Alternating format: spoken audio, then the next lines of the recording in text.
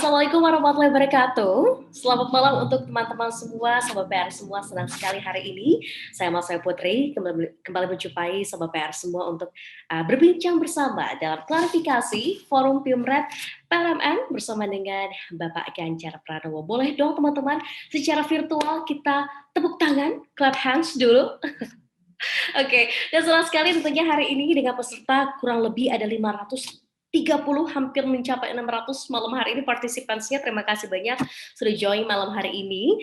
Dan pada malam hari ini kita tentunya ingin menyapa kehadiran dari Pimret PRMN dan juga tentunya atas kehadiran dari Pak Ganjar Pranowo yang sudah join malam hari ini melalui sambungan Zoom. Terima kasih banyak Bapak sudah menyempatkan waktunya.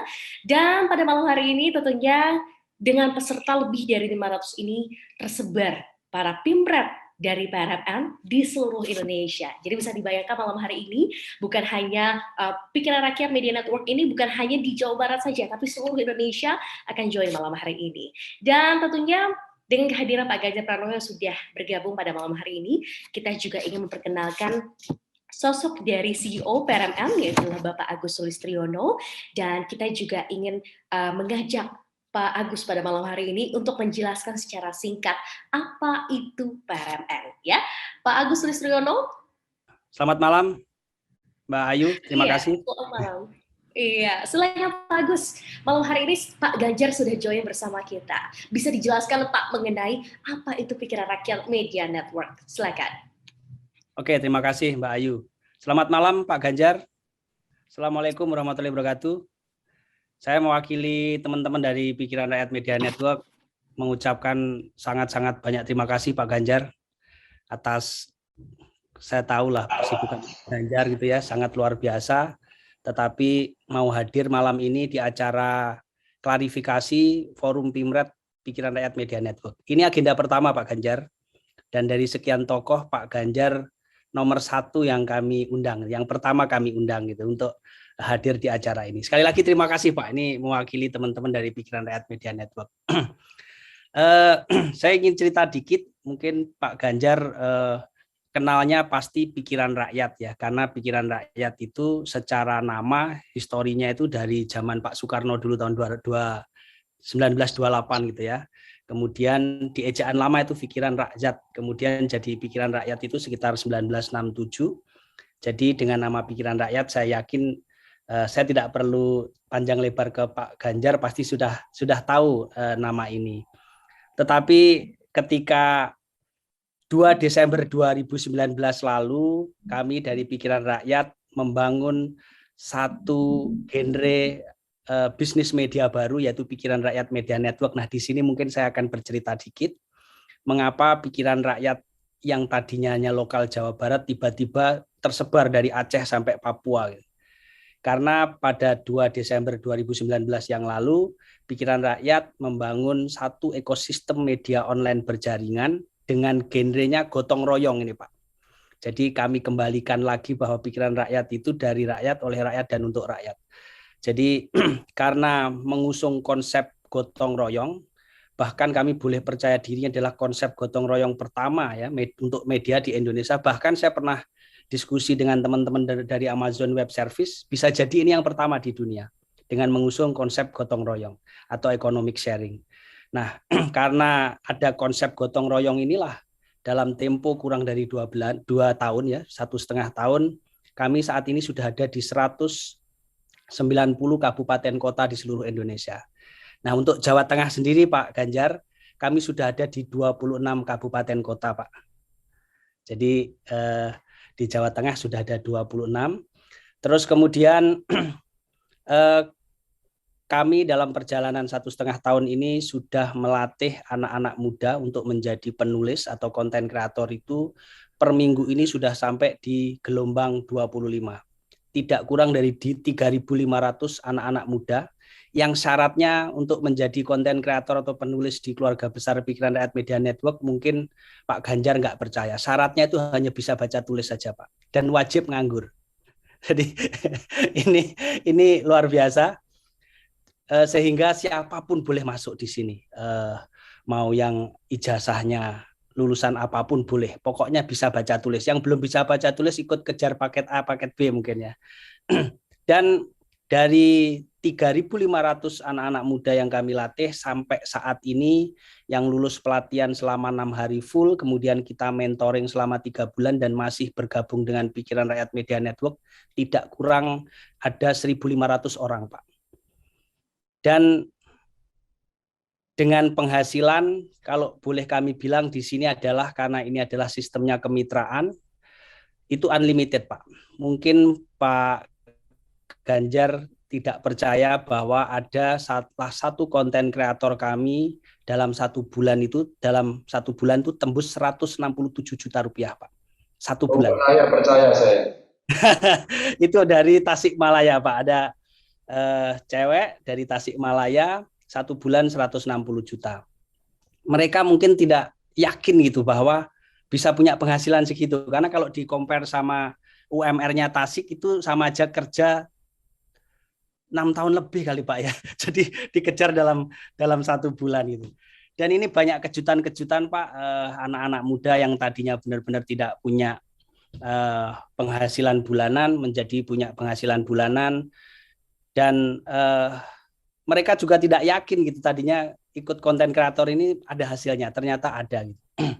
Dan karena sekali lagi karena konsep gotong royong itulah, dalam tempo kurang dari 2 tahun, pikiranrakyat.com sudah berada di peringkat 3 portal nasional versi Alexa, Pak Ganjar bisa cek di Alexa.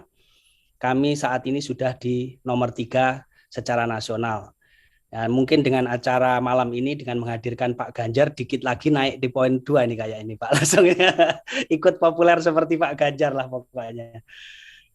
Demikian, Pak, mungkin untuk panjang kali lebarnya kelak saya ingin sowan ke Jawa Tengah, Pak, ke tempat Pak Ganjar gitu. Saya pengen main ke tempat Pak Ganjar untuk lebih detail. Saya sampaikan tentang apa ini media gotong royong, dan saya tahu ini genrenya nggak jauh-jauh dengan Pak Ganjar gitu, deket wong cilik gitu ya. Terima kasih Mbak Mas Ayu. Dari saya cukup sekian. Oke, terima kasih banyak untuk Pak Agus Listriono selaku CEO dari PRMN sudah menjelaskan mengenai Pikiran Rakyat Media Network. Luar biasa ya Pak ya. Ada loh Pak gajinya 160 juta sebulan. Saya sih mau ya jadi content creator di PRMN gitu, luar biasa sekali. Dan malam hari ini senang sekali saya Malsawi Putri bisa ngobrol-ngobrol juga dengan sosok Pak Ganjar. Karena Pak Ganjar saya mengucapkan terima kasih juga loh Pak. Karena Bapak ini kan sering banget Pak posting makanan masakan istri. Betul ya Pak ya? Itu membuat saya jadi termotivasi masak sambal terong loh Pak. Jadi saya, ternyata kalau mau jadi istri yang baik ini harus bisa bikin sambal terong. Tapi sebetulnya Pak Ganjar dari dulu ini sosok yang terkasih Bu Atikoh itu memang sering masak atau bagaimana sih Pak Ganjar, boleh diceritakan nih Pak? Apakah kisah cinta asmaranya dulu juga lahir dan tumbuh karena masakan yang enak-enak gitu Pak? Gimana tuh Pak? Mas Agus, makasih juga. Enggak, sebenarnya masakannya apa aja dibak kira-kira begitu. Hanya kan kemarin itu yang viralin di anak-anak itu kita nggak tahu karena siang mesti makan, terus kemudian kita cari warung juga tidak banyak, kita mesti kasih contoh bahwa warung-warung ini tidak boleh dipakai atau yang mau makan nggak boleh dine in atau duduk makan di situ. Nah, kita siap-siap Mbak, bawa bekal dari rumah. Ya memang dari dulu saya seneng sambal terong. Apalagi kalau sambal terong yang modelnya orang pondok itu kan sambalnya terongnya cuma digoreng, dipenyet gitu ya. Itu enak banget gitu. Dan saya waktu kecil suka masak, saya sendiri suka masak gitu. Sehingga saya dibantu istri itu, makan apa gitu. Nah, itu dibawain, ada sambal terong, ada ini. Kalau istri saya sih agak jarang masak gitu, tapi dia manajernya. Jadi hari ini mau makan ikan, hari ini dia manajernya. Ya kepala koki lah kira-kira, tapi bukan kokinya. Gitu. Oh gitu. Berarti Pak Ganjar senang masak ya? Masak apa sih Pak biasanya Pak Ganjar Pak? Favoritnya gitu? Enggak, waktu kecil Mbak, saya ini diajari masak oleh ibu saya sejak kecil, itu nasi goreng. Dan sampai sekarang makanya saya suka banget sama nasi goreng. Ya, akibatnya sekarang ya asam urat kadang-kadang naik gitu kan, karena banyak gorengan itu. Sego Terus goreng, belum lagi kalau di Semarang ada babat itu loh Pak, babat gongso itu enak ya, banget ya Pak. nasi goreng Ini babat tuh ngobrolin, paling enak sedunia Mbak itu. Terus kemudian ya waktu sekolah mulai SMA saya kos dan saya masak sendiri dan masak paling gampang itu masak oseng-oseng jadi kacang gitu ya. Apa kadang-kadang sayur ya, sawi, bayam gitu. Kalau itu sih hari ini lumayan lah Mbak, masih jago gitu ya untuk masak gitu. adalah Jadi makanan saya hangat ya dimasakin. awalnya senang sih saya senang, tapi sekarang udah banyak kesempatan. Jadi saya itu biarpun kurus tapi suka kuliner gitu.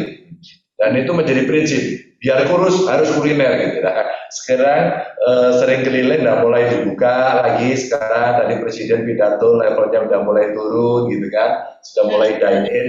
Nah saya suka promo kuliner warung-warung itu saya suka banget. Makanya kalau saya sepedaan keliling masuk warung di pasar begitu ya, di pasar itu pasti ada makanan enak. Apakah soto, apakah bakso, apakah sate, gulai. Kalau di Jawa Tengah seperti itu, pasti ada warung-warung yang enak. Jadi saya sering datang masuk-masuk ke pasar itu, seneng banget. Ada kadang-kadang yang bau sampahnya, tahu kan di pasar bau Iya, sampahnya iya, kayak apa. iya. Dan itu menjadi bumbu yang membuat aromanya sedap. Iya, bumbunya jadi sedap. Tapi menarik nih Pak. Jadi Bapak tuh senang masak, tapi juga Bapak senang naik sepeda ya Pak ya. Jadi berimbang lah. Jajan boleh banyak Pak, tapi tetap harus fit gitu. Suka naik sepeda dari kapan sih Pak seperti Pak Ganjar? Enggak, belum lama sih. Ya waktu kecil dulu kan suka sepedaan gitu ya.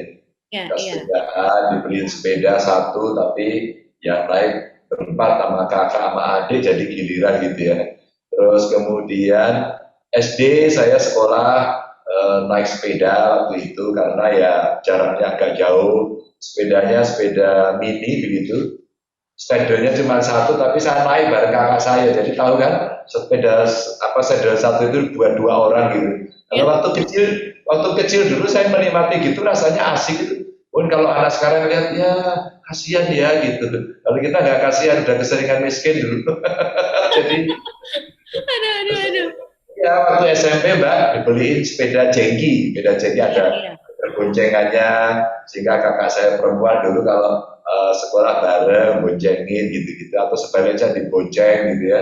Jadi ya kondisinya sepedanya begitu ya begitu mulai bekerja enggak sepedaan sih enggak sepedaan. Terus waktu masih di DPR RI saya beli sepeda lipat tapi nggak terlalu rutin ya kalau pas pengen aja. Tapi Iya. begitu jadi gubernur malah jadi maniak gitu. Jadi maniak ya kira-kira sudah jalan mungkin 7 tahun yang lalu lah. Pantesan Pak, gear-nya lengkap banget tuh kalau naik sepeda ya Pak ya. Helmnya, apanya segala macam, sarung tangannya lengkap, luar biasa loh Pak Ganjar. Tapi Pak Ganjar, kalau bahas mengenai sosok Pak Ganjar yang support banget UMKM, selalu berusukan untuk melihat bagaimana perkembangan dari para pedagang-pedagang kecil yang harus terus kita bantu. Kita ingatkan masyarakat juga untuk support begitu ya.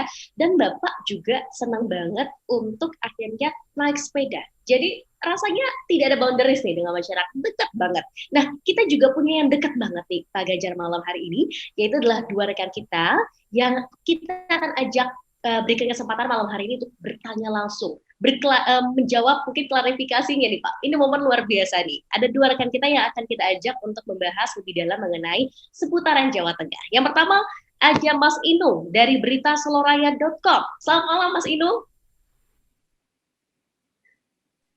Halo, selamat Terima malam Mas kasih. Inu. Selamat malam, Mas Ayu. Iya, Mas Inung silakan. Malam hari ini Pak Ganjar sudah join bersama kita. Nah, Mas Inung kira-kira punya pertanyaan apa yang ingin diklarifikasi langsung oleh Pak Ganjar Pranowo? Silakan. Baik, terima kasih Mas Ayu. Assalamualaikum Pak Ganjar. Salam jateng gayeng Pak Ganjar. Jadi kalau ingat Pak Ganjar itu dulu waktu pertama kali itu bikin masyarakat ini bersimpati dengan Pak Ganjar. Yang sangat dekat dengan masyarakat waktu itu adalah waktu viral 2014. Kalau Pak ingat waktu di Jembatan Timbang ya Pak ya. Nah itu sangat mewakili hati masyarakat terutama sopir-sopir truk ya Pak ya. Dan itu sempat viral agak lama waktu itu Pak. Menjadi berita nasional begitu. Terus yang berikutnya saya soroti di Magelang, Pak. Di Magelang itu ketika Bapak menemukan pungli di Samsat itu, Pak. Nah, pertanyaannya, bagaimanakah manajemen supaya tetap konsisten tidak ada pungli di Jawa Tengah, Pak? Iya, Mas Inung, sebenarnya kita itu bekerja sama dengan media, bekerja sama dengan masyarakat, dan saya mengikuti sebenarnya ilmunya Mas Agus tadi, membuat jejaring, membuat network gitu. Sebenarnya ya setelah saya pikir-pikir kayaknya saya bisa buat koran juga ini, membuat media juga ini, kayak ilmunya Mas Agus tadi. Dan betul juga ilmunya itu sebenarnya koran hari ini udah bergeser kan.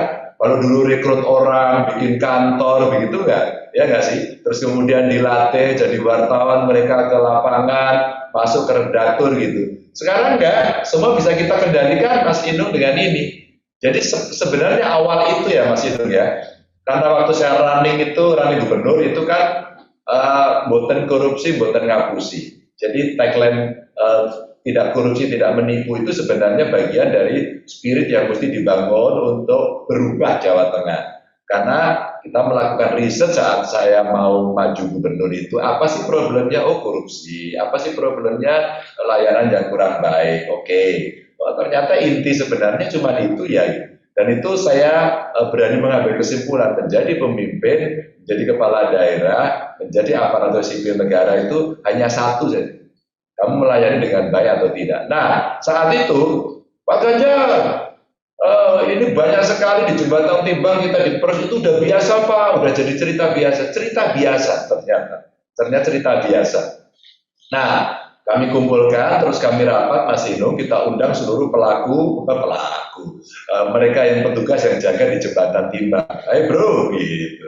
Bapak Ibu, saya dapat laporan ini ya, bener nggak? Gitu. Ya pasti jawabannya kan enggak.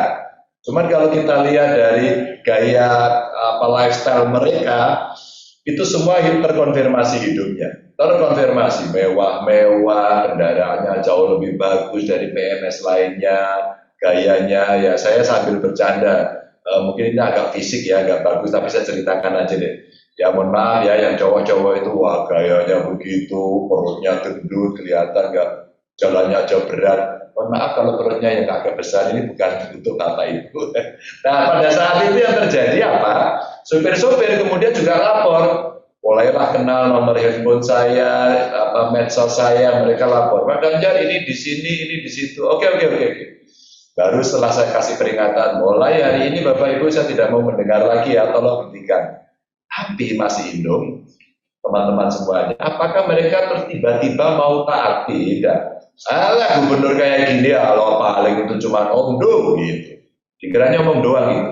Sehingga suatu ketika saya jalan, rutin saya keliling, biasanya Rabu Kamis saya keliling begitu waktu itu, sampai berjalan sebelum pandemi, saya dikasih tahu, Pak, katanya kalau lewat Jembatan Timbang mau mampir Pak, depan ada Jembatan Timbang. Oke, mampir mendadak. Saat itu anak istri saya ikut loh, tapi dia di mobil, nggak mau turun. Anak saya tidur, masih kecil anak saya waktu itu. Terus kemudian saya masuk. Pas saya masuk itu tontonannya, Mas Inung, teman-teman semuanya, itu persis seperti yang diceritakan. Jelek, menjengkelkan. Jadi saya yang sangat tidak terkenal dengan orang, karena masih gubernur baru, ya, kurus, jelek gitu kira-kira, tapi pas masuk itu nggak diomongin, nggak disapa sama orang, nggak disapa. Sehingga truknya itu petugas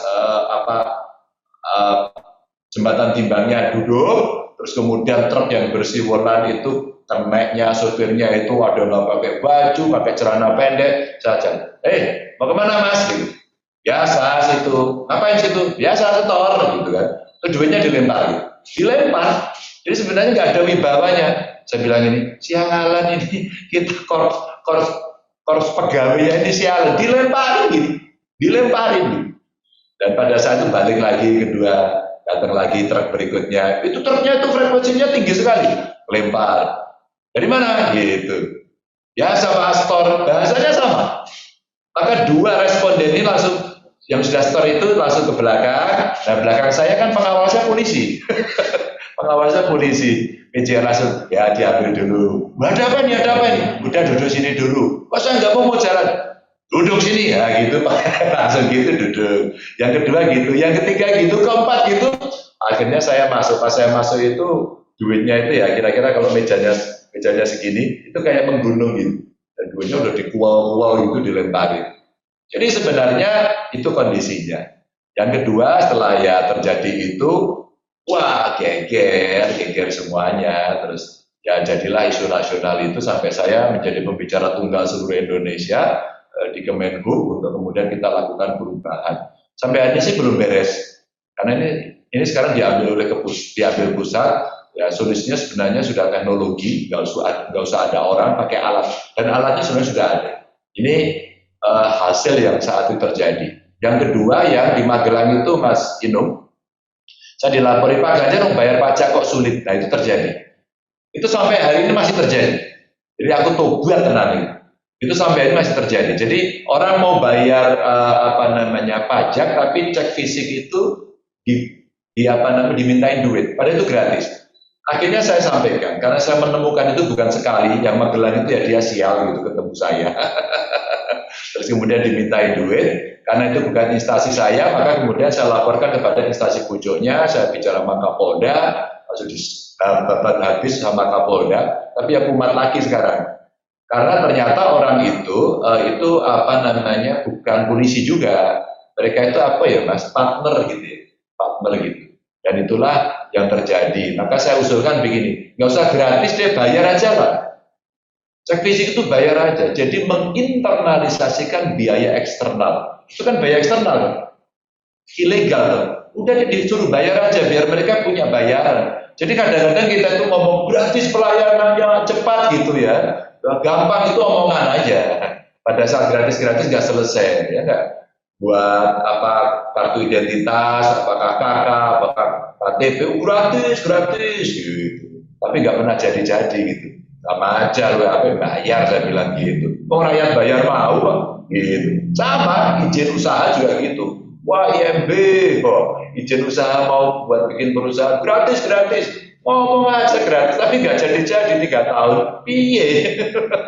Lebih baik suruh bayar aja, pengusaha itu benar. Udah sekian persen dari total investasi bayarnya sekian gitu. Itu malah beres. Jadi saya mengajak teman-teman untuk mentransformasikan. Akhirnya Mas Ino, teman-teman semuanya, itu 2 nilai. Ya ada di Jembatan Timbang, ada di Samsat, penerimaan CPNS, terus kemudian mereka yang mengurus bisnis saya akumulasikan, terus saya ceger begitu. Mulai besok nggak ada setoran, mulai besok nggak boleh ada pungli, mulai besok kalau ketahuan saya pecat.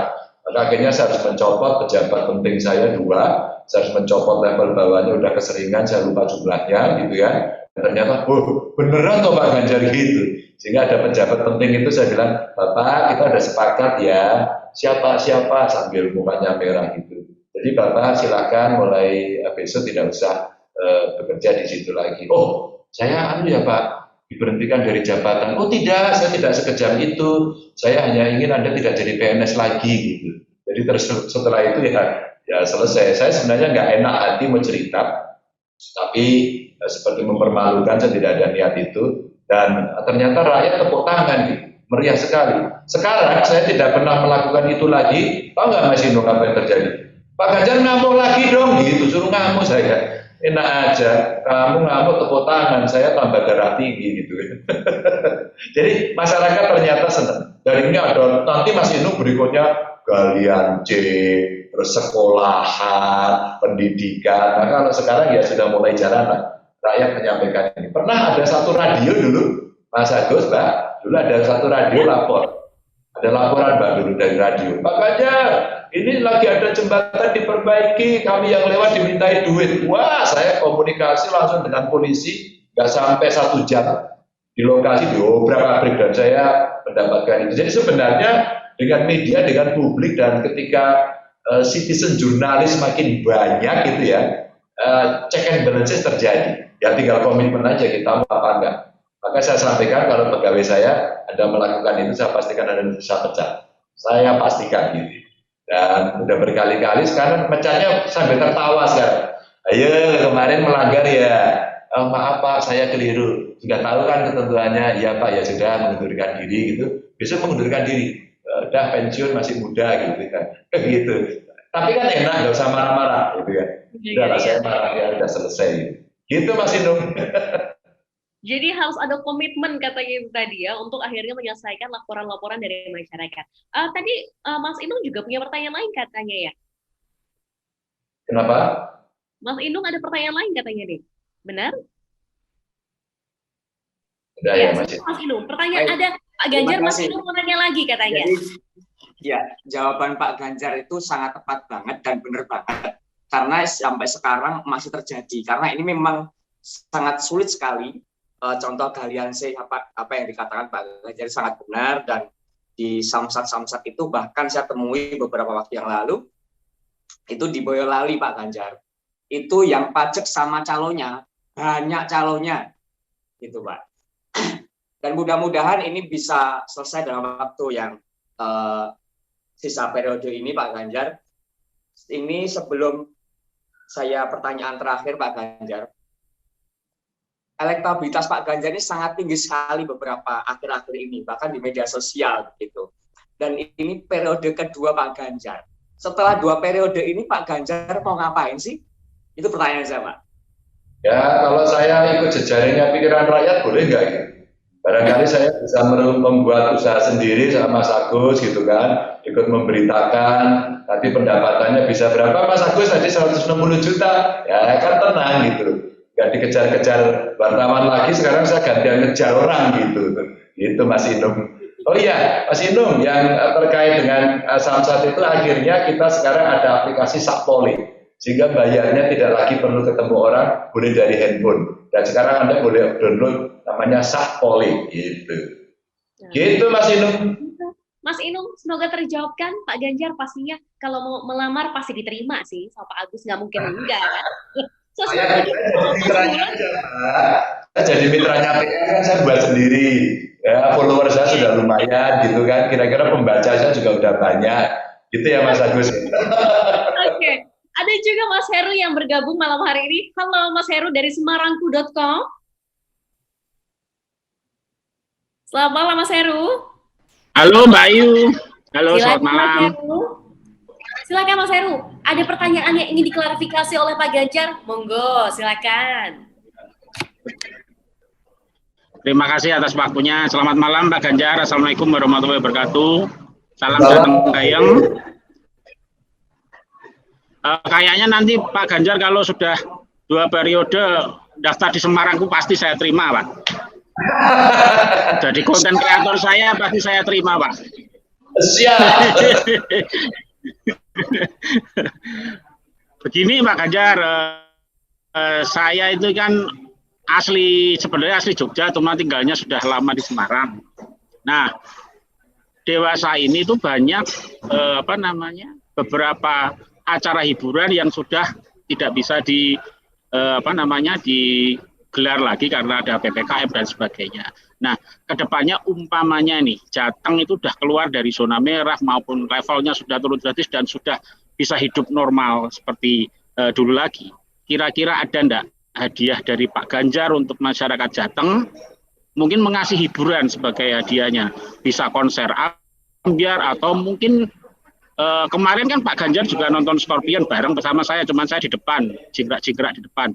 Nah, mungkin Pak Ganjar masih bisa ngasih hadiah ke warga Jateng untuk kasih, mungkin ngundang Metallica, ngundang Bon Jovi dan sebagainya. Mungkin nggak itu Pak Ganjar ketika nanti sudah hidup normal dan ketika Pak Ganjar masih menjabat. Itu aja dulu Pak Ganjar. Terima kasih. Iya, Mas Heru, waktu di Jogja dulu ya, ada Scorpion, terus kemudian pernah ada Europe ya, terus kemudian Megadeth gitu. Itu sebenarnya waktu itu harusnya di Jateng itu. Harusnya di Jateng, tapi ternyata Jateng yang siap cuma Boyolali. Maka yang lain kemudian dibawa ke Jogja. Jadi saya menjadi bagian dari itu juga. Nah waktu itu karena saya senang, tapi kayaknya terus saya sendiri yang senang kan nggak enak toh Mas gitu. Ada satu IO gitu dulu udah nyiapin di Purple, bahkan di Purple udah siap datang reuni. Waktu itu dia mau ada acara di India, terus ke Australia. Nah saya ditawarin apakah mau, waktunya cuma 2 minggu. Dan biasanya kalau tur begitu itu murah. Ini mohon maaf teman-teman ya, bukan sok nasional, bukan tidak nasionalis, tapi karena memang gimana kita suka rock gitu ya, idola gitu ya, jadi ya suka nggak suka. Mungkin kalau sekarang ya Luna, BTS ya, Blackpink gitu ya, gantian yang K-pop gitu. Sorry ya, kita juga ARMY gitu ya. Nah setelah itu apa yang mau saya ceritakan, kita udah ngubungin gitu. Dan mungkin Mas Heru bukan hadiah ya, ya mesti ada lagi karena itu menjadi industri hiburan yang menyenangkan. Saya ya Mas Heru ini lagi ngumpulin. Minggu lalu kawan-kawan kepala dinas pariwisata ngumpul se-Jawa Tengah. Bagaimana pariwisata kita buka lagi. Ini kelasnya nasional aja, nasional kita sendiri ya, lokal lah gitu. Itu ada Dian Culture Festival. Saya bilang, besok Dian Culture Festival bagaimana? Gitu. Dia sampaikan, Bapak, Dian Culture Festival mau kita buat virtual. Loh, sekarang statusnya udah turun kok. Kenapa tidak dibuat sekarang konser luring? Tidak lagi daring. Kalau perlu tetap di hybrid. Nah, saya sampaikan konsepnya gini, Mas Heru. Ini kan artis-artis nasional lokal juga sudah kesel ya. Udah kesel. Mereka artis-artis mantap gitu, mantap makan tabungan gitu, karena nggak ada konsernya maka jadi mantap gitu. Dan pada saat itu ngobrol artis nasional, artis lokal itu di Boyolali ya. Mas Inung kemarin kan jualin alat-alat gitu ya Mas Inung ya, sampai rame, mau dibantu, saya telepon Pak Bupati dibantu lah gitu. Saya dulu waktu awal-awal pandemi tahun lalu juga membuat konser panggung kahanan. Kenapa kahanan? Ya keadaannya lagi begitu. Terus artisnya gimana dong? Siapa yang bayar? Saya nggak mampu bayar. Akhirnya kita buat donasi yang ngarang-ngarang aja Mas. Ngarang buat event. Kira-kira kalau ditampilin di Facebook, di IG, di YouTube laku nggak ya? Ya 9 kali pentas saya dapat duit kira-kira 540 juta. Kita simpen, terus kita kembalikan untuk membantu mereka. Ada yang butuh sembako, anaknya sekolah, yang mau buat pentas tunggal kalau ada dalang perempuan Purworejo itu, Pak Ganjar mau saya dibantu saya mau pentas tunggal di YouTube. Dia butuh karya, dia butuh eksis, dia mungkin juga butuh duit tapi nggak bisa. Akhirnya kita bantu 7 juta, ada yang 11 juta gitu ya, kita bantu Mas Heru. Nah, Dian Culture Festival kemudian saya minta untuk membuat satu desain agar besok bisa dilakukan dengan luring, tidak lagi daring ya, atau kemudian di hybrid. Lalu bagaimana Pak Ganjar? Wah, itu jadi kerumunan. Oh pasti kerumunan, tapi satu, panggungnya gede, artisnya di PCR test dulu ya, artisnya nih hotelnya disiapin. Saya lupa ya, kalau ada yang ingat konser rock di Eropa itu kemarin juga dibuka loh, dibuka yang 1 tahun lalu tutup terus dibuka yang sampai nginep itu loh pakai tenda-tenda. Saya aja udah pingin, saya mau cuti, saya mau nonton gitu dulu sebelum pandemi. Kemudian terjadi pandemi nggak ada. Jadi itu seluruh artis dunia tok semua manggung dan itu hanya rock dan metal aja. Wah, saya udah pengen sama anak saya, istri saya udah merancang-rancang ya, pandemi nggak jadi. Rasanya asik ya, bawa tenda sendiri, bawa alat masak, nonton band 3 hari. Wah, itu sudah terpuaskan gitu. Nah, saat itu kemudian saya menyampaikan inspirasi ini ke kawan-kawan. Ya kita nggak gede banget sih. Kalau di Dian dibuat itu, ini saya pernah nonton satu pertunjukan di TV sih nontonnya ya. Kalau nggak salah di Amerika atau di Eropa ya. Jadi areanya itu terbatas. Kalau di Dian itu kan terbatas juga, bisa ditutup lah pintu masuknya, tidak semua masuk. Panggungnya terbuka. Terus kemudian bagaimana audiensnya disiapin tempat duduk. Satu tempat duduk itu ada satu mejanya, terus kemudian kayak orang kondangan gitu, pakai meja bundar gitu. Mejanya kotak juga boleh sih. Terus kemudian satu keluarga berjarak 1,5 meter, 1,5 meter gitu. Jadi kayak restoran gitu. Terus nonton konser. Jadi nanti diarahkan ya dengan teknologi daftarnya dan sebagainya. Bahkan Mas Heru saya ngomong, kalau gitu kamu jualnya yang mahal. Kan ini eksklusif. Kenapa mahal? Tadi saya baru rapat Borobudur Marathon, insya Allah Borobudur Marathon tahun ini jalan. Dan tahun kemarin di 2020 Borobudur Marathon itu jalan. Tapi yang lari hanya elit maraton, yang lain lari virtual. Dan ternyata para runner-runner itu, wah udah tergila-gila semua. Kapan Pak? Kapan Pak? Dan tahun kemarin itu seluruh dunia kalau nggak salah maraton kelas internasional yang jalan hanya 3. Kalau nggak salah satu Tokyo, yang kedua saya lupa Boston atau Berlin, antara salah satu itu, dan yang ketiga adalah Borobudur. Dan kami harus membayar mahal sekali. Hanya ingin mempertahankan eksistensi itu. Nah, kita sekarang rancangkan itu ada turunannya nanti, UMKM-nya laku, tempat penginapan laku, orang transportasi laku gitu ya. Dan Mas Heru kalau itu lari di sana, Jogja juga sama. Jogja kecipratan karena banyak yang nginep di Jogja juga. Jadi sebenarnya ekonomi ini bisa kita gelindingkan. Jadi apakah nanti akan ada hadiah macam-macam kalau sudah, Mas sudah ngantri Mas Hermam. Jadi IO yang untuk pentas internasionalnya itu konser internasional udah minta. Maka saya lagi nyiapin ya, ini sayangnya agak lambat sih. Ini kalau pemerintah komisi kesannya lambat terus. Jadi di Semarang itu Mas, di bandara kalau keluar ya, di kiri kan ada PRPP.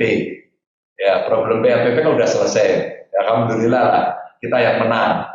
Setelah sekian puluh tahun ya, akhirnya sudah kembali ke pakuan Ibu Pertiwi, gitulah. Ya, kalau Pak Jokowi bisa mengembalikan Freeport, ini kelas kecil aja nih, diambil orang lain ya kita bisa kembalikan jadi milik daerah. Nah, itu mau saya bangun semacam concert hall, sport hall ya, untuk apa namanya pameran yang gede. Dengan satu harapan itu Mas, jadi kita punya gedung konser yang suatu ketika bisa kita pakai dan itu bisa puluhan ribu gitu ya. Ada sih di Semarang itu punya swasta tapi kecil. Tapi sayang pada saat mau diresmikan juga terjadi COVID ya, sehingga banyak yang tidak bisa tampil. Jadi Mas Heru, itu yang ada dan udah ngantri sebenarnya, udah ngantri. Saya kira artis-artis luar negeri juga rindu order kok sekarang. Kalau diundang Pak itu juga mau. Gitu Mas Heru. Oke. Mas Heru ada pertanyaan lain Mas Heru untuk Pak Ganjar? Tapi ini yang tanya yang di Jawa Tengah aja ya Mbak? Ini saya lihat ada yang dari mana-mana tadi itu. Betul sekali. Gimana Mas Heru ada pertanyaan lain Mas Heru? Wah banyak ini Pak. Dia tadi Jambi ya, saya lihat ada Bengkulu tadi. Oh betul. Ada lagi Mas Heru? Ya, ya Pak, nanti mungkin yang di PRPP itu dibikin Little Woodstock Semarang lah. Ya, kayak tahun 60-an. Benar-benar. Apa namanya Mas tadi konsernya? Apa? Satu lagi nih Pak, pertanyaan saya. Little Woodstock. Ya. Nah, itu betul itu. Sampean pancen wartawan tenan deh. Aku aja nggak tahu, sampai jadi tahu sekarang ya. Jadi ingat betul. Hebat. Gimana Mas Heru? Ini satu lagi Mas Ganjar, kira-kira nih karena kecenderungannya sekarang itu banyak kepala daerah yang muda-muda nih sekarang. Nah, sepeninggalan nanti Mas Ganjar dari Jawa Tengah ini kira-kira siapa yang kiranya bisa meneruskan legacy dari Mas Ganjar untuk memimpin Jawa Tengah? Kan ada nih, ada Gibran di Wali Kota ya Solo, terus ada Diko Ganinduto di Kendal. Kira-kira menurut Mas Ganjar yang paling cocok untuk meneruskan legasinya Mas Ganjar nanti siapa setelah 2023? Terima kasih. Waduh Mas Heru banyak banget ya, Semarang, Solo, Kendal, Demak juga barusan ini muda. Sekarang kawan-kawan lagi diuji ya, yang baru running, baru menjabat periode pertama diuji. Yang kedua, yang sudah 2 periode makin dilirik gitu. Banyumas meskipun ya mungkin orang bicara muda tua, tapi sekarang orang bicara pengalaman. Mereka sedang diuji dan sedang berkompetisi, sehingga masyarakat Jawa Tengah akan melirik. Saya hanya ngingatin aja sama teman-teman, saya sejak jadi gubernur agak strict gitu ya. Agak strict pada pemberantasan korupsi, strict pada layanan publik. Sampai paksa itu Mas Heru, semua punya call center gitu ya. Semua punya call center. Taka Mas Hendi, Mas Gibran, Diko itu kita minta contoh-contoh itu. Banyumas saja Pak Hussein itu rajin banget. Mbak Sri, Grobogan itu semua sekarang main medsos, semua main laporan. Saya minta agar ada.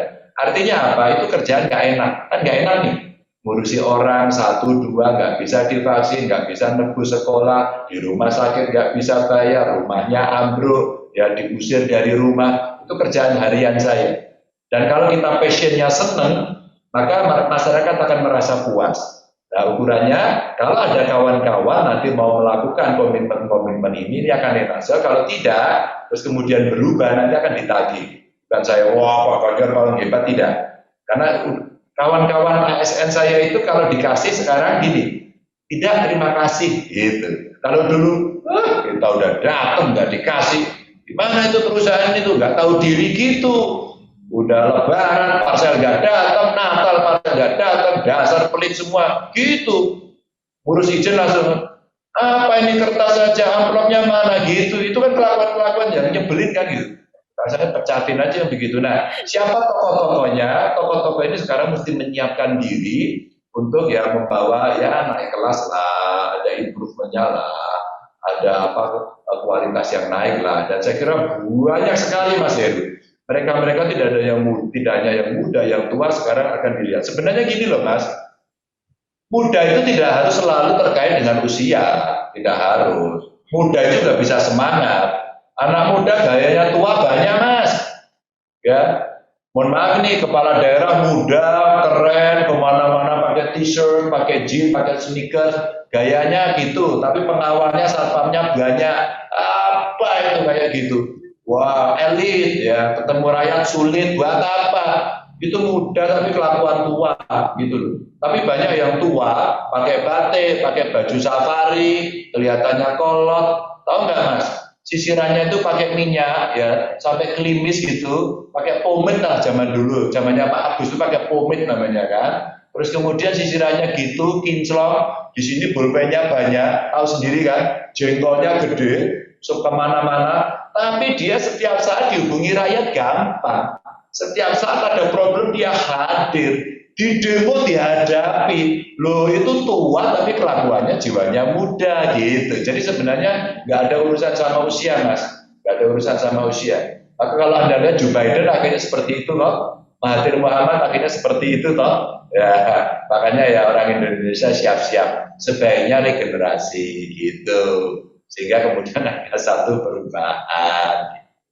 Gitu Mas Heru, jadi banyak yang hebat-hebat. Atau dari wartawan, wah kalau kita lihat, halo, ada yang ingin jadi gubernur Jawa Tengah. Jadi ya, Pak Ganjar ya, wartawan-wartawan ini yang meneruskan mungkin. Ya. Oke, nah tadi Pak Ganjar bilang ini, kira-kira ada daerah mana nggak sih? Karena kan ini banyak banget pesertanya dari daerah lain. Nah, kali ini kita akan masuk ke sesi seputar berita-berita skala nasional. Isu-isunya skala nasional nih Pak Ganjar ya. Dan yang pertama kita akan undang rekan kita, Sobat PR, ada Mas Syaiful Amri dari publiktanggamus.com. Halo Mas Syaiful, selamat malam. Tanggamus Lampung nih. Iya. Iya Pak. Silakan Mas Syaiful Amri. Kira-kira ada pertanyaan untuk Pak Ganjar yang ingin diklarifikasi langsung oleh Pak Ganjar. Silakan. Assalamualaikum Pak. Waalaikumsalam Pak Syaiful. Buat teman-teman PRMN, sehat selalu, salam waras. Sama Pak Ganjar ini sugeng dalu Pak. Saya orang Lampung tapi besar dan lahir di Lampung. Jadi memang ya karena mayoritas orang Lampung tuh Jawa semua Pak, 80%. Iya, trans ini. Iya Pak. Tapi Mbah Kulo itu Pak, ABRI Pak, tentara jadi. Oh, oke. Kan Lampung ada salamnya apa itu? Iya Pak. Salamnya orang Lampung apa kalau biasanya ketemu itu? Oh, tabik pun Pak. Tabik pun ya. Iya. Jadi sederhana Pak Ganjar ini kerap kali, tadi Mbak Ayu sudah menjelaskan di awal sih, kerap kali membranding, memblow up sebuah produk-produk UMKM, terutama dari Jawa Tengah. Banyak macamnya, dan sampai saya pernah lihat itu orang-orang dari kedutaan besar itu ikut melihat secara langsung gitu loh Pak, melihat produk-produk tersebut. Nah, yang saya pertanyakan ini sederhana loh Pak. Mbok ya ada azas keadilan Pak, nggak hanya Jawa Tengah saja. Jadi yang Lampung ya juga dapat gitu kan. Lampung itu ada kopinya Pak, ada tapisnya ada. Dan Pak Ganjar mungkin kemarin pasti masih ingat Pak Jokowi Agustusan kemarin pakai baju tapis, baju Lampung. Harapannya sederhana kok Pak. bisa nggak Pak, Bapak ke depan itu tidak hanya sekup Jawa Tengah saja Pak, tapi daerah lain juga dipromokan. Satu itu. Dan kalau bisa, syaratnya apa Pak? Jangan susah-susah. Itu aja Pak. Makasih Pak. Iya. Jangan susah syaratnya Pak. Ngomongnya bulet-bulet panjang, mau suruh promo langsung Mas nih. Ini adalah kopi lampung yang sudah sampai di rumah saya. Nih. Itu tetangga saya Pak. Sampai nanti karena saya cepat saya, ini adalah kopi Lampung yang sudah di ruang tamu saya. Saya tapis punya, saya Kopia Lampung punya.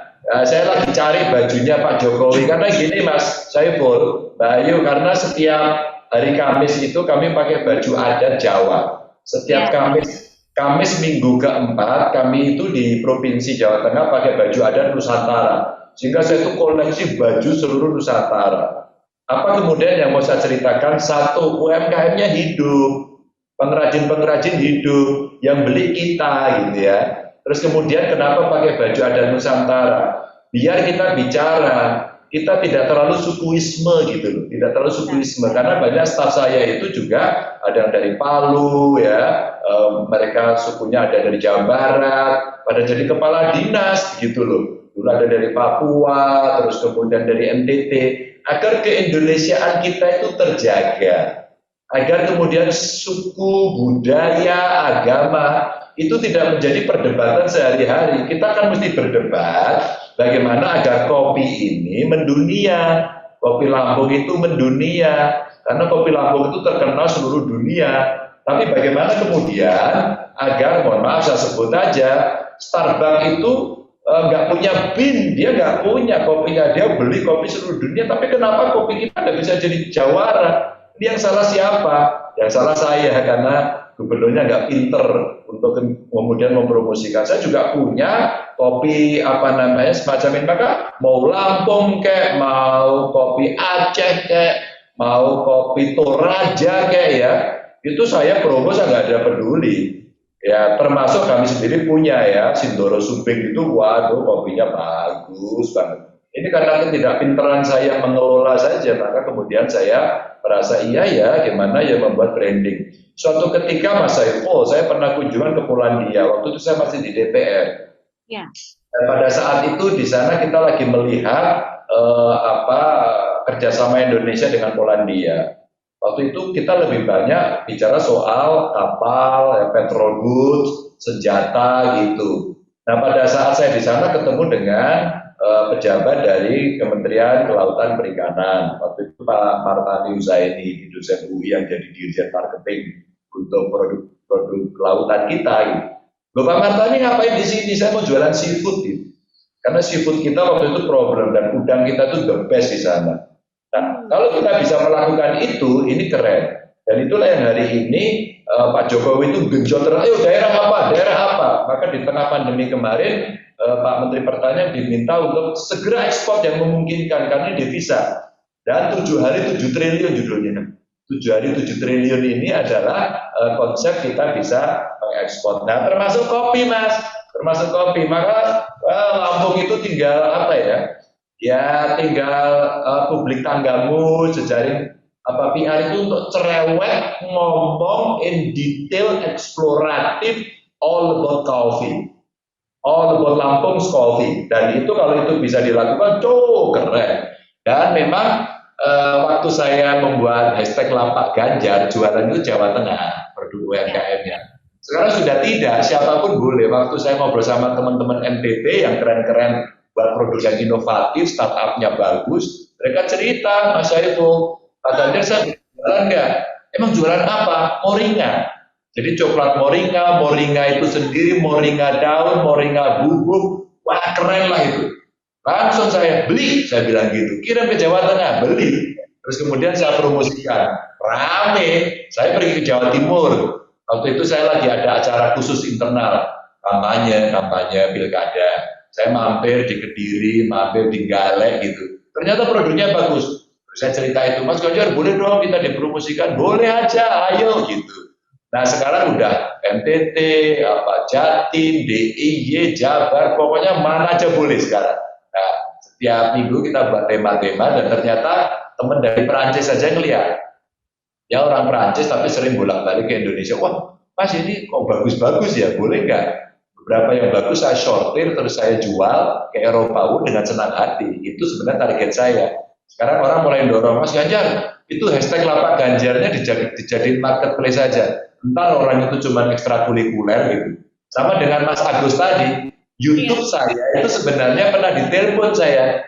Ditelepon ya dari Google waktu itu menanyakan, boleh nggak kita pasang iklan? Saya sih mikir-mikir saat itu, bisa dapat duit gitu ya. Bisa kelasnya kayak Deddy Kobuse gitu, yang bisa ngasih duit 1 koper sama mobil ke dokter gitu ya. Dan itu di rumah karena kreatif. Nah, sama sih, saya sudah ada lumayan loh, YouTube saya sudah 1 juta lebih gitu ya. Terus konten-konten mulai kita bikin. Tapi staf saya ngomong, Pak, hati-hati Pak, Bapak kan pejabat publik ya. Ntar kalau diiklanin, Bapak lagi bicara kemiskinan di situ, terus kemudian diiklanin mobil mewah gitu gimana Pak itu? Iya benar juga. Terus kemudian diiklanin pakaian dalam gitu gimana coba, kan nggak asik juga gitu ya. Khawatir juga. Akhirnya saya stop. Cuman kemarin saya punya pikiran beda.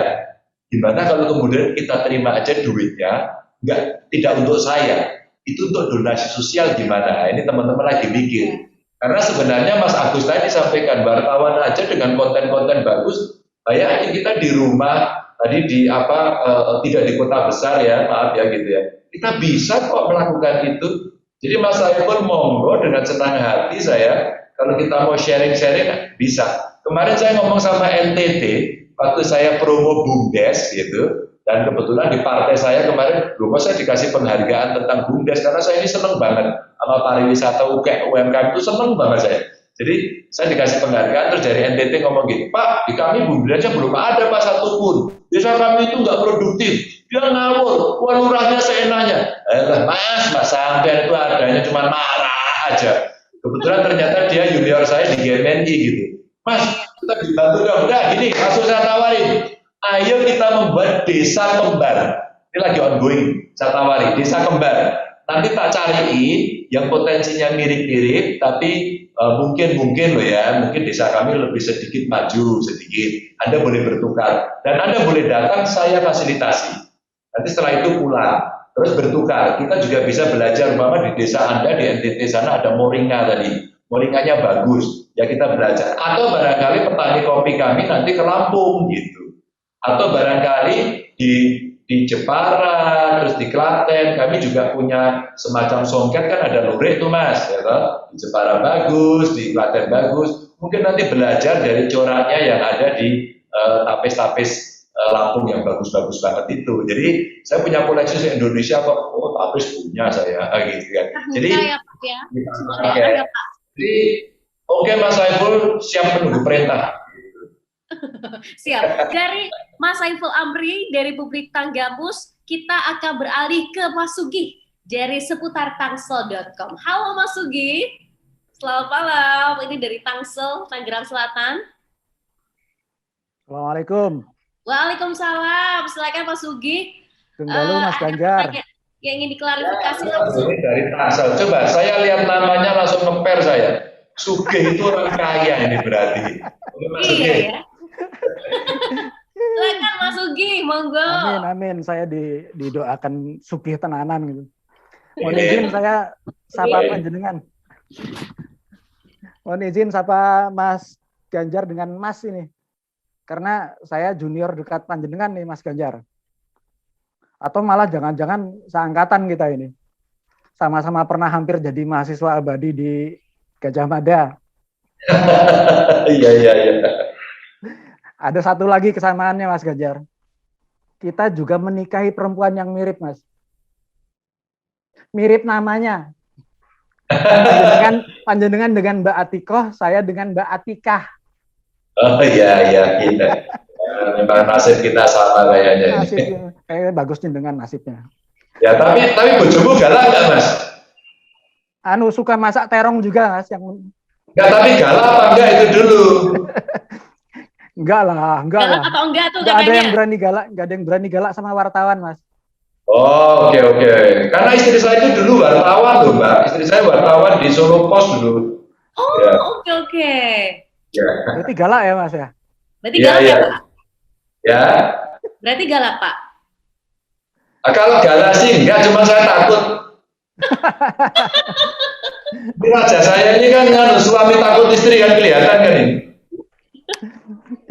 Oke, monggo Mas Sugi, silakan. Mohon izin intermezzo sedikit tadi. Reuniannya besok-besok aja. Sekarang saya mau manfaatkan kesempatan ini untuk mengajukan pertanyaan Jape Mete nih, Mas Ganjar. Jadi gini loh, rada serius sedikit ini. Rada serius tapi karo mesem-mesem. Tempo hari itu kan ada geger geden. Ada hajatan di wilayah Panjenengan yang Panjenengan seharusnya diundang. Tapi kok nyatanya tidak.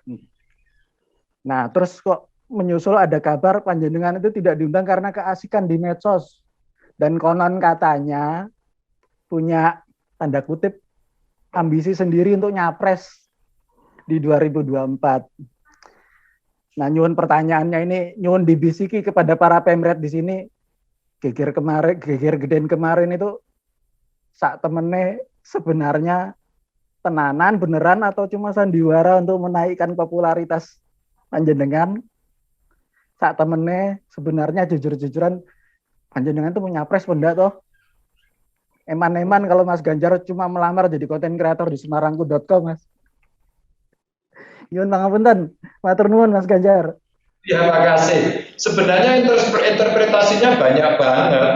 Wong itu teman-teman saya kok gitu. Jadi sebenarnya kejadian dinamika biasa saja lah. Mungkin juga undangannya saja yang telah dikirim ke saya gitu. Biasanya saya diundang.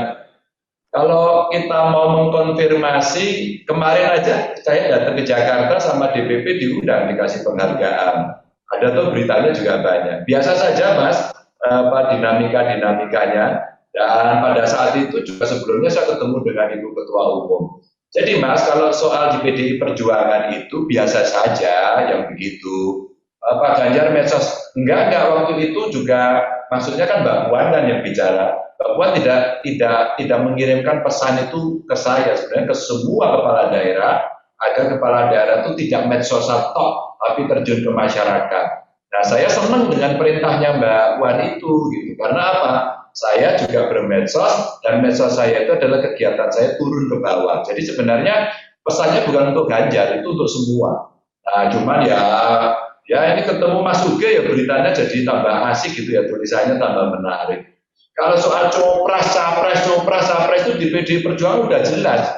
Kita itu aturannya sudah jelas kok. Hasil Kongres PDI Perjuangan itu keputusan capres itu jadi ketua umum gitu.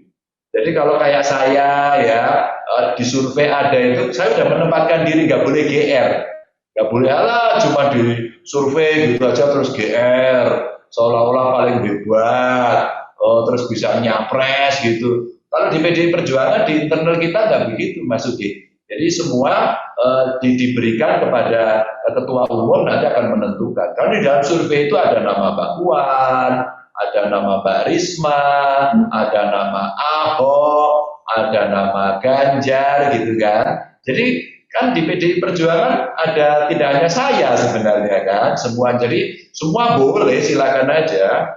Ya wong ya posternya sendiri ya kadang-kadang ya kompor juga itu kan ya.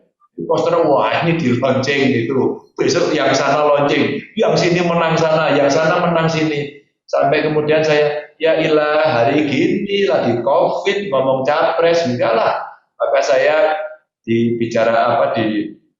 ngobrol gitu sama presiden ya tugas saya sebagai wakil pemerintah pusat di daerah harus membereskan.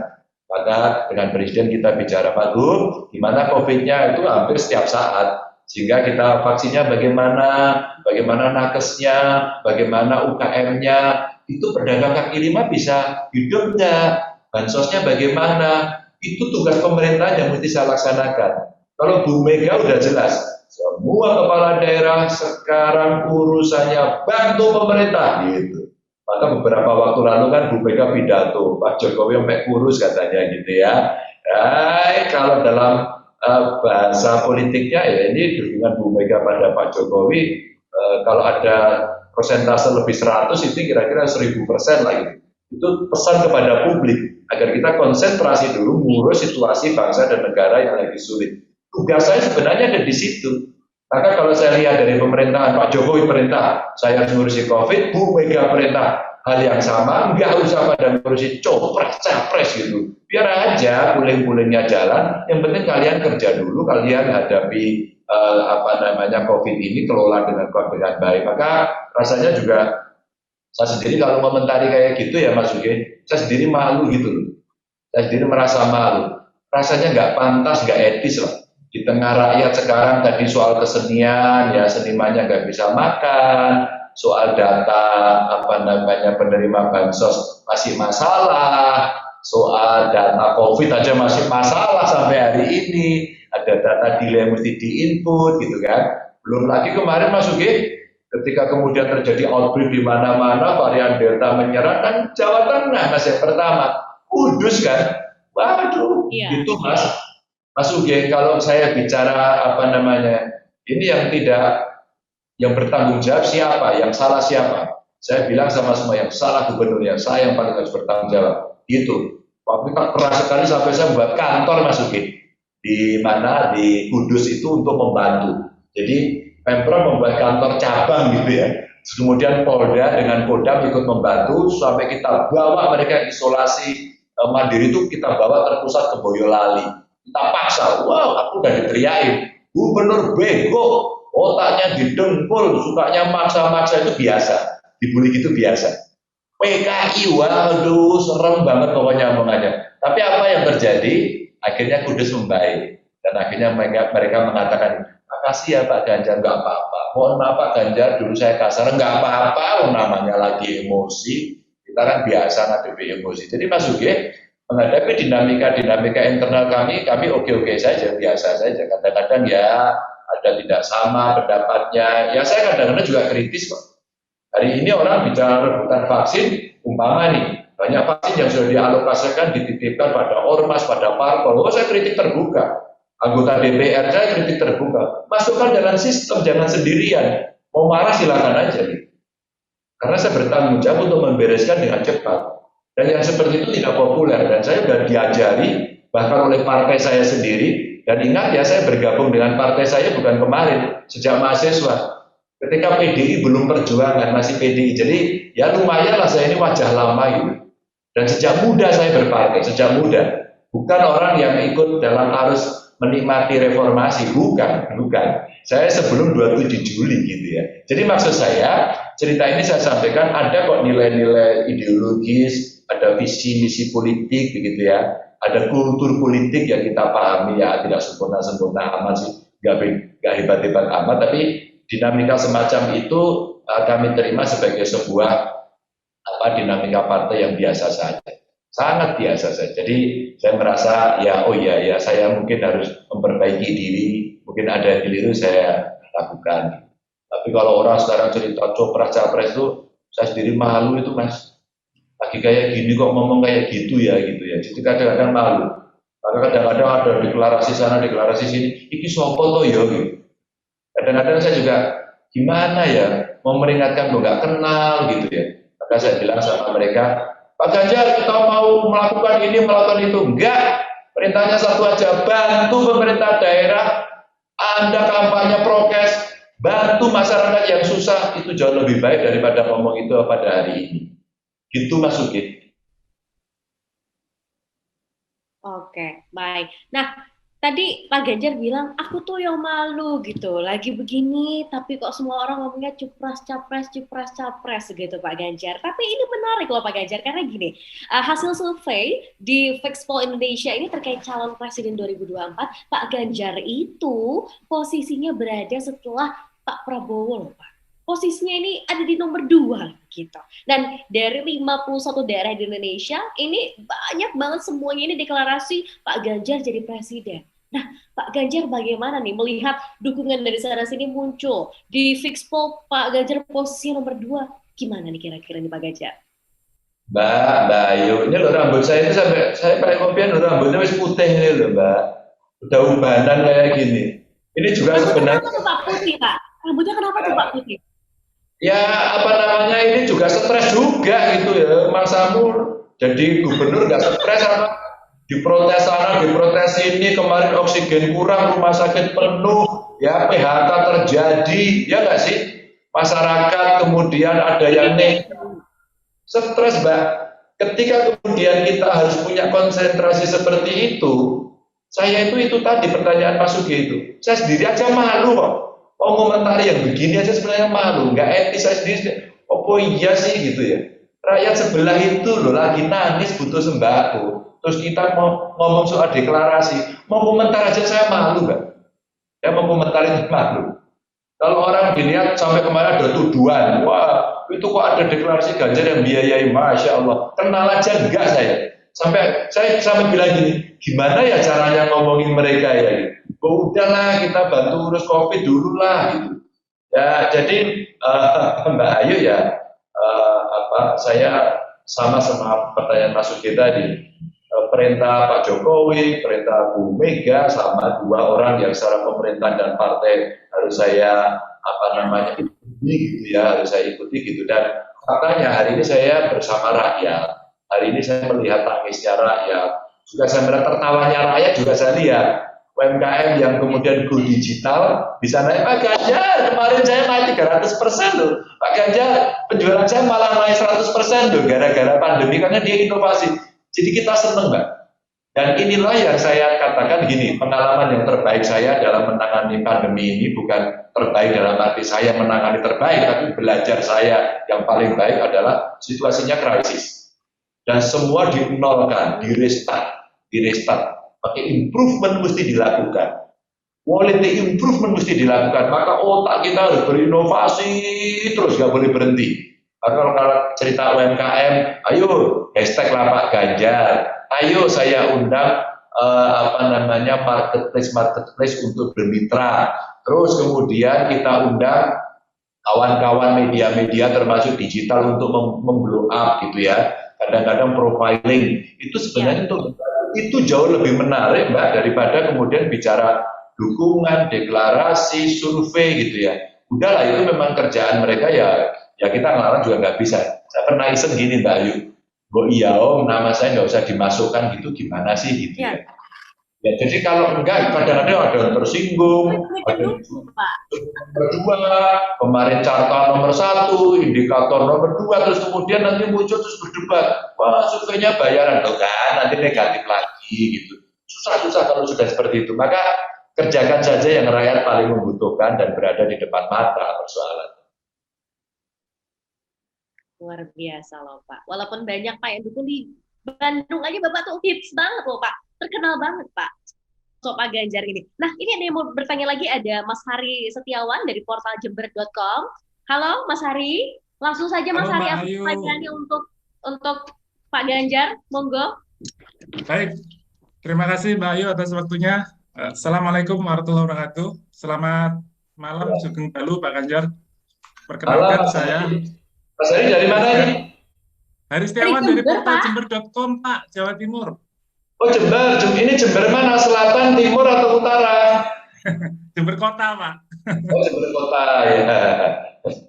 Baik, Pak, ini kan karena saya itu hidup mungkin 80% ini mantengin media sosial dan internet ya Pak ya. Ya karena sawaladan saya di situ Pak. Jadi akhirnya saya juga ngeriset kecil-kecilan ya, sekedar stalking ke akun-akun medsosnya Pak Ganjar. Saya cek ternyata di Instagram udah punya modal 3,8 juta follower. Ini saya yakin ini seluruh dunia nih. Ini nggak mungkin akunnya cuma di Indonesia. Ini pasti di Amerika pun ada ya. Kemudian saya cek di Twitter turun dikit, tapi masih lumayan nih, 2 juta follower. Lalu kemudian tadi diceritain dan saya cek betulan barusan YouTube itu ada 1 juta lebih dikit subscriber dengan 957 video sampai malam ini. Dan saya yakin itu organik Pak, karena saya melihat tipologi orang Jawa Tengah itu ya sebagaimana Pak Jokowi ya, waktu di Solo kemudian ke DKI lalu ke nasional, ke calon presiden, waktu itu orang melihatnya itu sesuatu yang alami, yang natural, yang organik.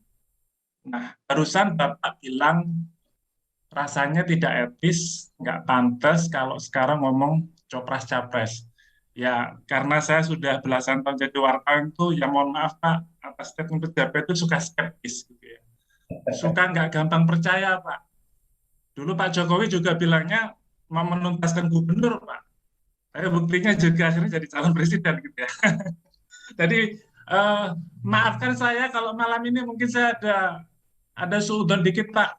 Itu kan biasa, itu jawaban seorang calon presiden potensial sebenarnya. Justru saat dia makin merendah itu makin potensial. Dan saya yakin bukan tanpa alasan ini Mas Sulis malam ini mengundang Bapak sebagai tamu pertama Pak di acara ini. Saya pikir itu atas dasar sebuah pertimbangan yang matang gitu ya. Dan kita tahu politik dinamis Pak. Ada banyak yang 2019 kemarin berseberangan dengan Pak Jokowi, hari-hari ini juga bergabung ke istana gitu ya. Nah, jangan-jangan sebenarnya Pak Ganjar mungkin hari ini belum punya ambisi syahwat menjadi calon presiden. Tapi kan 2024 masih 2 tahun lagi Pak. Orang berubah pikiran itu masih mungkin. Apalagi kalau kemudian Bu Mega ternyata Ganjar kue budal. Nah, itu gimana Pak? Kalau misalnya Bu Mega yang perintah, berangkat nggak Pak? Padahal ini lagi pandemi nih Pak. Pripun? Matur sembah nuwun. Waalaikumsalam warahmatullahi wabarakatuh. Waalaikumsalam. Assalamualaikum Pak Ganjar, monggo. Ya Mas Hari, makanya perintahnya Bu Mega malah kemarin mengedarkan surat, ya, ngomentari capres saja nggak boleh. Itu yang saya katakan tadi di internal kami itu, bahwa keputusannya itu sudah disiapkan oleh partai dengan mekanisme. Dia tidak berebut, bahwa kemudian kader-kader yang ada itu mereka melakukan aktivitas, mengeksekusi program, membantu masyarakat, terus kemudian mungkin mereka berkomunikasi secara politik, yaitu yang namanya politisi ya bebas-bebas saja, dan itu tidak dilarang oleh Bu Mega gitu ya. Dan jadi kan betul, sebenarnya in the end gitu, yaitu perintahnya ada di Bu Mega. Saya dulu juga tidak pernah kok Mas, tidak pernah berpikir jadi gubernur. Saya itu lebih menyiapkan diri menjadi anggota DPR yang ketiga. Tiba-tiba diperintahkan begitu saja. Nah itu seluruh partai harus siap. Tapi ini kan pengalaman desa gitu ya, desa itu di desa tidak di nasional. Kalau nasional cuma satu.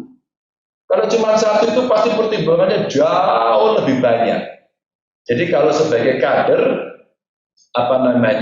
semua keputusan mekanisme sudah ngerti ini di ketua umum. Nah sekarang di publik bagaimana?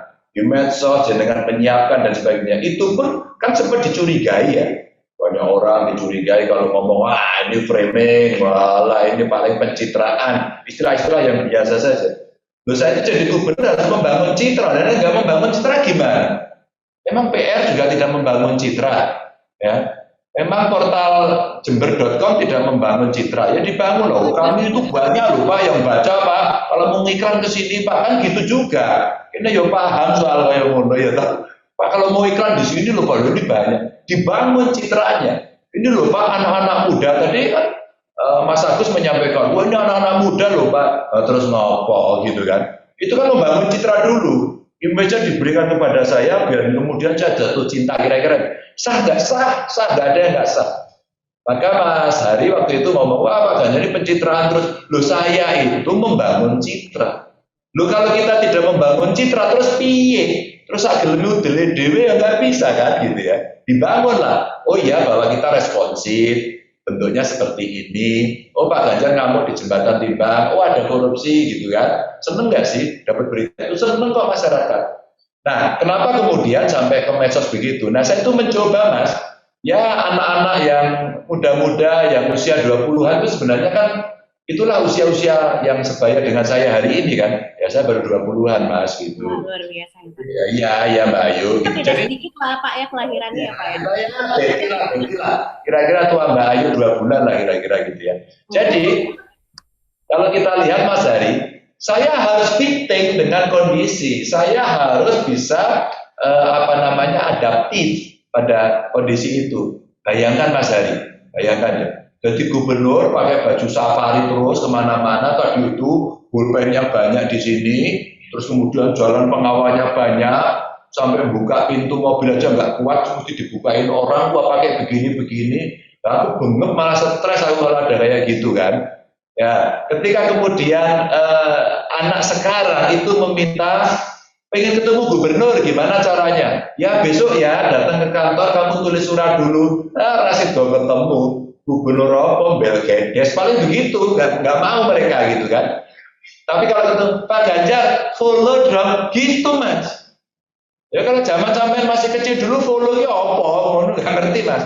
Pak Ganjar fallback dong, itu Mas bahasanya, itu sudah komunikasi. Begitu saya fallback, terus kemudian terima kasih Pak Ganjar di fallback. Pak Ganjar tahu nggak saya hari ini ulang tahun, buatin ucapan dong. Saya juga iseng gitu. Selamat ulang tahun ya bro, Mbak selamat ulang tahun ya, sehat. Sekian detik, ternyata orang senang, personal touch itu senang. Dan tugas saya sebagai gubernur kudu nyenengke rakyatku ta Mas, nyenengke wong ta Mas. Ini badai orang kono Mas. Gitu. Jadi ketika kemudian kadang-kadang saya dikasih memberikan kejutan itu something. Maaf ya. Saya diajari dan saya belajar sama ahli-ahli komunikasi termasuk media yang memang kekinian. Pak Ganjar juga TikTok sama Anies sama Ridwan Kamil di Mata Najwa. Ya waktu itu Mbak Nana minta gitu. Habis aku diseneni Rizal Ramli. Wah orang TikTok terus ekonomi jatuh. Loh ya masuk saya TikTok terus gitu. Saya orang TikTok terus, TikToknya aku diajari TikTok gini-gini juga baru itu gitu. Jadi ini pada saat cerita itu ternyata saya main TikTok, anak muda seneng. Pada saat anak muda seneng, saya ngobrol dengan kelompok muda, belajar dan sebagainya.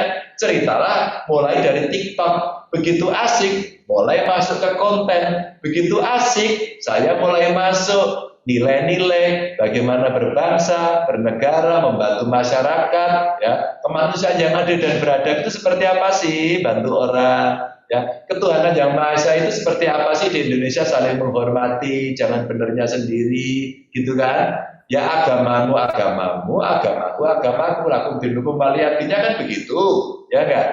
Semua agama itu baik bagi pemeluk-pemeluknya kan ngono toh Mas. Jadi artinya nanti benar bengkerengan, kalau enggak bengkerengan terus gitu loh. Nah, saya memasukkan menggunakan tadi apakah subscriber saya, apakah dengan pesan-pesan. Saya buat ruang Ganjar, Bang. Ruang Ganjar itu aktualisasi yang saya pikirkan sebagai seorang kepala daerah, sebagai seorang politisi. Saya omongkan ini bla bla bla biar dia mengerti. Otaknya Ganjar itu isinya apa toh? Hatinya Ganjar itu isinya apa toh? Cocok apa enggak toh? Waktu saya melantik kepala sekolah, saya sampaikan, Bapak Ibu, Anda saya lantik jadi kepala sekolah.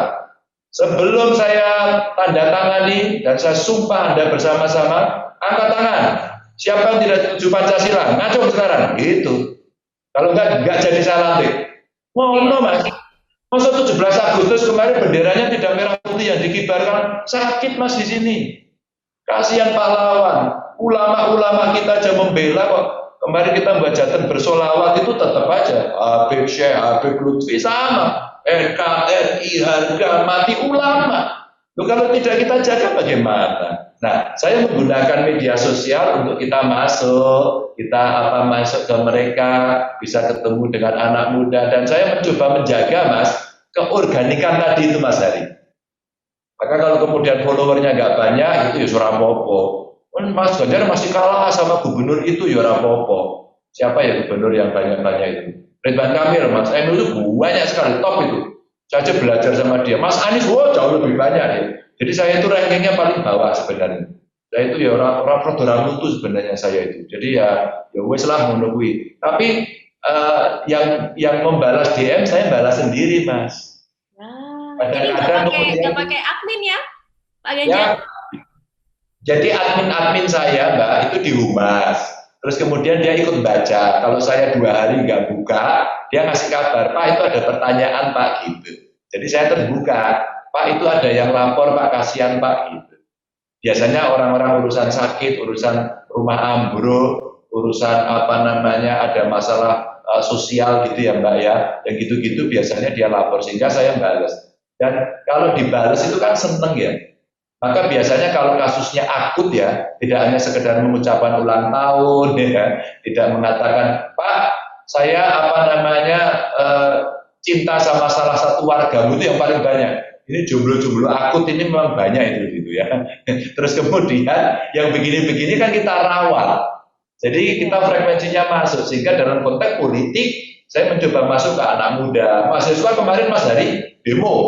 Demo kan itu ada ya, ada ormas mahasiswa yang mau demo itu. Hari gini kok demo itu piye?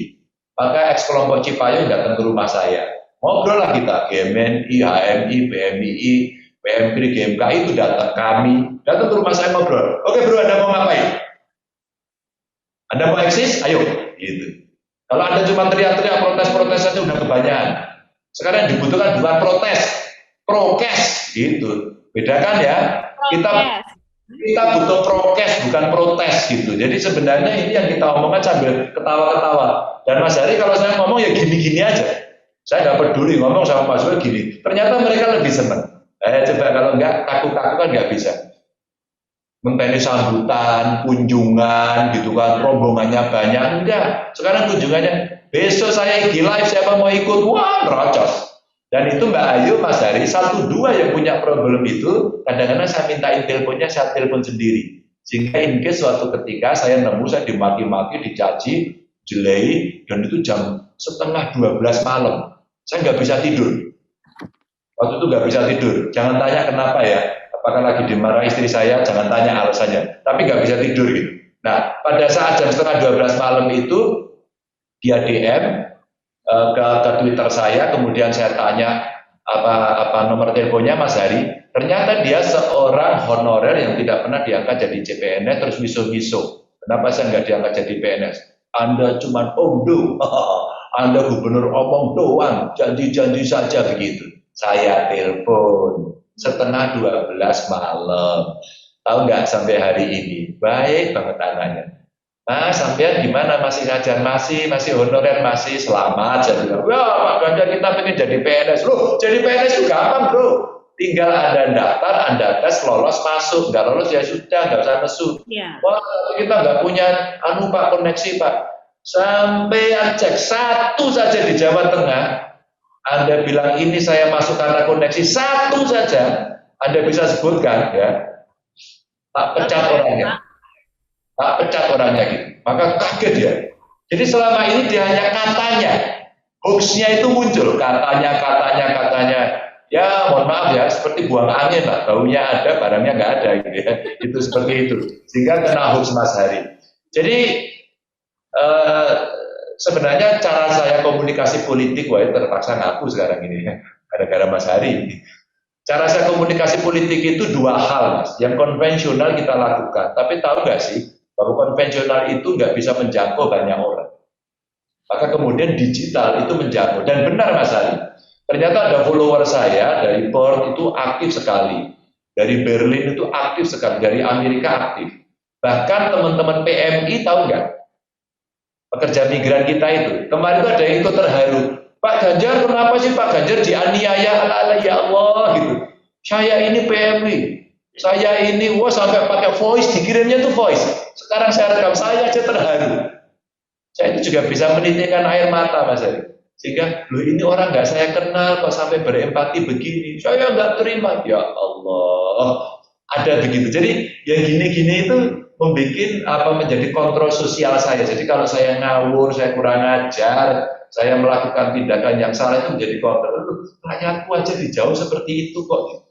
Sehingga suatu ketika waktu kesempatan saya bisa berkunjung ke Hong Kong, nemuin TKI, TKW, PMI itu, kita bisa ngobrol itu terharu. Saya terharu. Akhirnya dia, Pak Ganjar boleh minta nomor teleponnya enggak? Oh boleh. Sehingga apa? Mereka itu problem kecil di keluarganya aja kadang-kadang sambat loh Mas Ari. Pak Ganjar, saya itu jadi PMI di Hong Kong. Terus kemudian saya akan ngirimin untuk keluarga saya. Suami saya itu malah rabi lagi, gitu coba Mas. Kurang ajar lagi, lanangannya kurang ajar. Ini panjang biasanya kalau orang Jogja itu bianane gitu kira-kira gitu ya. Jadi akhirnya apa? Ya kita tolong. Kemarin itu ada orang kena COVID Mas Hari, lapor melalui medsos, Pak Ganjar saya ibu menyusui, tapi saya positif, bolehkah saya menyusui anak saya? Si lokor lah Mas, tekonen anakku. Kan orang tahu menyusui kan, Tapi saya kan termasuk orang yang nyusu gitu ya. Maksudnya minum susu gitu, jangan berpikir kotor itu ya. Terus kemudian pada saat itu akhirnya apa? Saya angkat, ibu nomor teleponnya berapa? Dikasih mas. Ternyata di Blora, padahal saya di Semarang, jauh kan Mas Hari ya. Saya masukkan di grup saya, di grup ASN, akhirnya tahu nggak? Hanya dalam waktu 10 menit, mereka komunikasi, sudah mendapatkan kontak ibu-ibu yang hari ini menyusui di desa itu. Dan dapat 12 ibu-ibu. Dan akhirnya dalam waktu malam itu juga, ibu-ibu itu mohon maaf ya, nyedot susunya, ya, dikirim ke bu itu. Nangis sampean, aku itu sampai gedek-gedek. Aku ikut terharu Mas Hari. Luar biasa. Medsos itu kekuatannya luar biasa. Maka kalau di Twitter itu katakan biasanya kalimatnya Twitter do your magic. Wah. Jadi saya itu sorry aja meskipun rambut saya ini eranya kolonial tapi jiwa saya milenial. Jadi kita bisa komunikasi dengan mereka. Jadi Mas Hari ceritanya begitu, Mas. Yes, Won. Arthur. Agus monggo perbincangan kita kali ini, Pak Agus. Baik, terima kasih Mbak Ayu. Pak Ganjar, terima kasih atas waktunya malam ini. Sebagai penutup, selain ucapan terima kasih, saya mau menyampaikan sekali lagi Pak Ganjar, promosi ya, bahwa PRMN ini punya cita-cita sampai 2024 itu minimal 500 portal di setiap kabupaten kota di seluruh Indonesia, Pak. Jika nanti mendekati 2024 Pak Ganjar dikasih mandat sama Bu Mega, colek-colek kami, Pak. Ini pinter banget loh, baca peluang ini sampai 2024, wah, nanti terus semua dijari. Ini cara jualannya memang hebat ya. Jadi langsung nyambung Pak Ganjar. Jadi malam ini adalah pertemuan pertama di forum klarifikasi dan mudah-mudahan ke depan kami dari keluarga besar PRMN makin dekat dengan Pak Ganjar. Intinya kami semuanya mendoakan sukses selalu buat Pak Ganjar ya, meskipun saat ini mungkin belum bisa nyopras-nyapres seperti tadi, tapi kami di PRMN itu meyakini Pak Ganjar salah satu tokoh yang punya potensi besar untuk menjadi RI 1 gitu Pak ya. Jadi sebagai penutup sekali lagi Pak, terima kasih atas kehadirannya malam ini. Saya akhiri, Assalamualaikum warahmatullahi wabarakatuh Pak. Mohon izin nanti kalau saya ke Jatim boleh mampir ya Pak ya. Dengan senang hati monggo. Terima kasih Mas Agus, Mbak Ayu, teman-teman semuanya yang tidak bisa. Ada Pak Ganjar, sebelum kita closing malam hari ini, boleh kita foto dulu? Kita foto dulu yuk teman-teman yuk dengan Pak Ganjar malam hari ini. Ya, saya mau sapa yang belum saya sapa tadi siapa ya? Next. Ya, Mas Teguh. Terima kasih Mas Teguh. Wah, ini Ade Lukmono, ada Polta Jepara nih. Ya. Oh, Jember, Mbak Novia Chandra, Mbak Farah, Blitar ya. Jabodetabek, Mbak Siti, Mbak Lutfi ya. Gayanya kita mau fotonya gaya apa nih Pak Ganjar malam hari ini nih Pak Ganjar? Foto kan nggak perlu suara, Mbak. Foto tinggal dijepret aja. Cuma jadinya juga kotak-kotak kecil gitu aja kan. Ya, jepret aja. Ada Mas Rensa. Buena, Sulut. Apa kabar Sulut? Surabaya, Mas Ali Mahfud. Ya pokoknya saya doakan kalian sehat semuanya, bahagia semua, jaga prokes gitu aja lah. I love you full untuk semuanya pokoknya. Ya. Siap. Terima kasih banyak Pak Ganjar Pranowo sudah berbincang malam hari ini. Kamu gambarnya kemarin Dimas. Waduh, ini Dimas kemarin jempalin gambarin. Oke, terima kasih semuanya ya. See you ya. Terima kasih Bapak, selamat malam. Terima kasih sobat PR semua. Sampai jumpa lagi di perbincangan selanjutnya bersama dengan Pak Ganjar. Pasti nanti kita ngobrol-ngobrol lagi ya Pak ya. Ingat tuh prokesnya jangan lupa ya teman-teman ya. Ditunggu ngobrol-ngobrol lagi, ditunggu UMKM-nya mangga tuh akan dipromosiin tuh sama Pak Ganjar. Sampai jumpa lagi, selamat malam teman-teman, selamat istirahat. Wassalamualaikum warahmatullahi wabarakatuh.